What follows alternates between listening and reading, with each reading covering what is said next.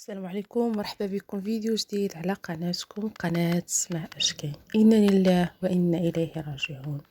في هذا الصباح نزلت الفنانة فرح زوجة الفنان عمر لطفي. إنا لله وإنا إليه راجعون.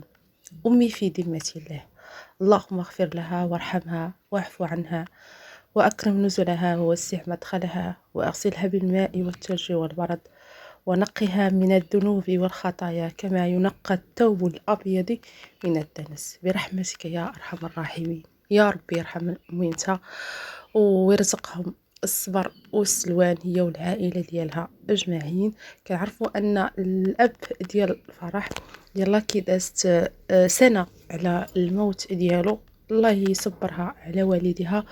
أصعب فراق هو فراق الوالدين، الله يرزقها الصبر والسلوان يا ربي واجعل مثواهم الجنة أجمعين، وارحم جميع أمواتنا وأموات المسلمين يا رب.